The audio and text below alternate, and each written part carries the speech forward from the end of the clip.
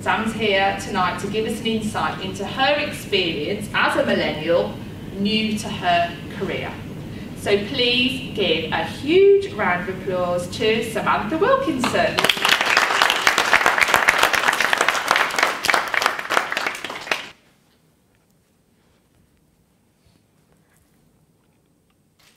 So, hands up out of all of you, who classes yourself as young? Okay, cool. That's a good answer. And I want to keep all of your hands up. And then for those of you who don't have your hands up, have you ever classed yourself as young? Have you ever felt young? Hands up again? Great, I wanted to see all of your hands up. Brilliant. So I'm talking about the term young here as someone who is fresh out of education, someone who is at the start of their first career, someone who is new into adulthood, I don't know, renting their first home coming out of their family home. And I think also when I talk about being young here, I'm talking about someone who is potentially pressured into being the perfect version of themselves and feeling like they should have everything figured out, or at least I think that's how I feel sometimes being young. I want all of you to relate your experiences back to when you were young and hold on to those feelings. So I was born in 1995, I graduated 2 years ago, and I've been working ever since. Therefore, I class myself as young. But being born in 1995 also classes me as a millennial. So I'm not sure if anybody else here classes themselves as millennials. You know who you are if you do. But yeah, you can relate to this, and we don't always have the easiest of rides. Workplaces and industries like mine, which actually have a bit of an age problem, shall I say, class millennials and stereotype them as emotionally needy, impatient, lazy, get all the time. And it's usually because of being brought up in the digital age and just generally living in the digital age.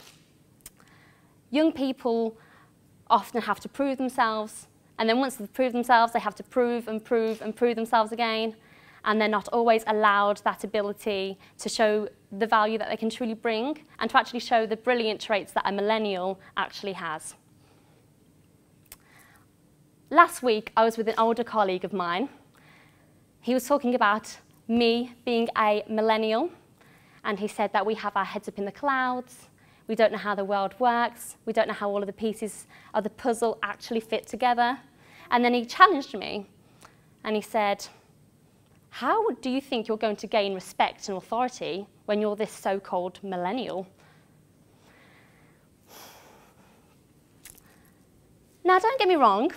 I do not think at all that young people should float into a job and should automatically be given this authority, this recognition, straight from their colleagues. However, I do think respect should be afforded to all, regardless of age and years of experience.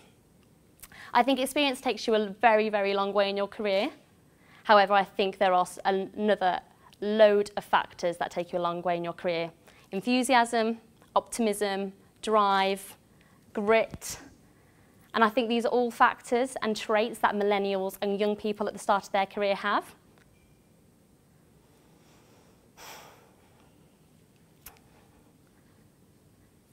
When my generation move into being the leaders of our workforce, I would like some viewpoints and some mindsets to change. I would like people to clearly see others for their strengths, for their willingness to learn, for their eagerness to contribute, and their fresh and creative perspective that they can add. Obviously, we all have weaknesses, but I would like these to be not exposed and not exploited, and to be looked at as improvement areas and areas in which we can all blossom.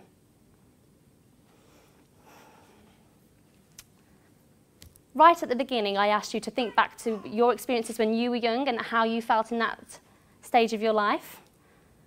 And I'd like you to use that as momentum to go back to your workplace and go back to your industry and really empower and encourage the young people.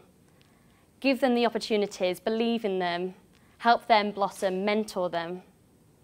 For if you believe in them and if you empower them, you might have created that little bit of legacy that you will leave behind.